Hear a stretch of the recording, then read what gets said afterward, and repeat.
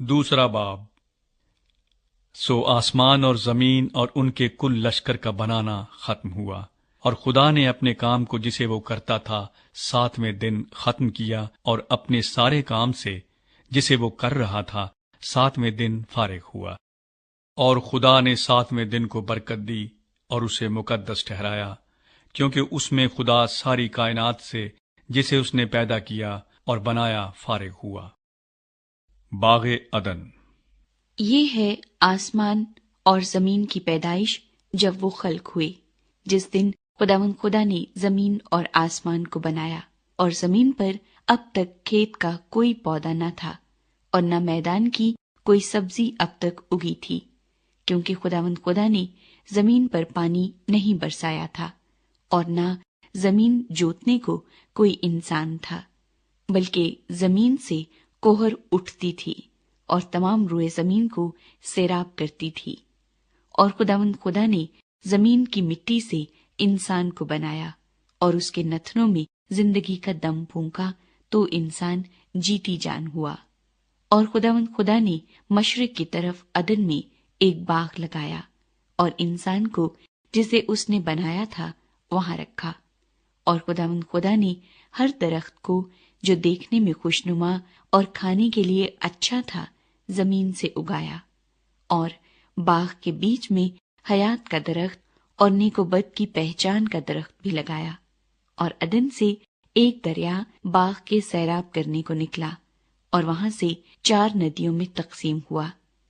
پہلی کا نام فیسون ہے، جو حویلہ کی ساری زمین کو جہاں سونا ہوتا ہے گھیرے ہوئے ہے، اور اس زمین کا سونا چوکھا ہے، اور وہاں موتی اور سنگ سلیمانی بھی ہیں۔ اور دوسری ندی کا نام جیہون ہے، جو کوش کی ساری زمین کو گھیرے ہوئے ہے۔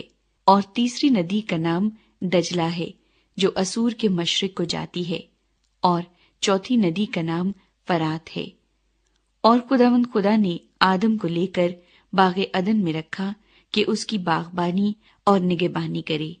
اور خداوند خدا نے آدم کو حکم دیا اور کہا کہ تو باغ کے ہر درخت کا پھل بے روک ٹوک کھا سکتا ہے، لیکن نیک و بد کی پہچان کے درخت کا کبھی نہ کھانا، کیونکہ جس روز تو نے اس میں سے کھایا تو مرا۔ اور خداوند خدا نے کہا کہ آدم کا اکیلا رہنا اچھا نہیں، میں اس کے لیے ایک مددگار اس کی مانند بناؤں گا۔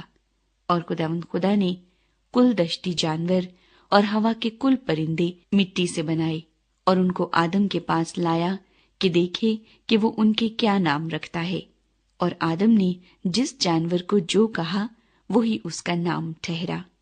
اور آدم نے کل چوپایوں اور ہوا کے پرندوں اور کل دشتی جانوروں کے نام رکھے، پر آدم کے لیے کوئی مددگار اس کی مانند نہ ملا۔ اور خداوند خدا نے آدم پر گہری نیند بھیجی، اور وہ سو گیا، اور اس نے اس کی پسلیوں میں سے ایک کو نکال لیا اور اس کی جگہ گوشت بھر دیا۔ اور خداوند خدا اس پسلی سے جو اس نے آدم میں سے نکالی تھی ایک عورت بنا کر اسے آدم کے پاس لایا۔ اور آدم نے کہا کہ یہ تو اب میری ہڈیوں میں سے ہڈی اور میرے گوشت میں سے گوشت ہے، اس لیے وہ ناری کہلائے گی، کیونکہ وہ نر سے نکالی گئی۔ اس واسطے مرد اپنے ماں باپ کو چھوڑے گا اور اپنی بیوی سے ملا رہے گا، اور وہ ایک تن ہوں گے۔ اور آدم اور اس کی بیوی دونوں ننگے تھے اور شرماتے نہ تھے۔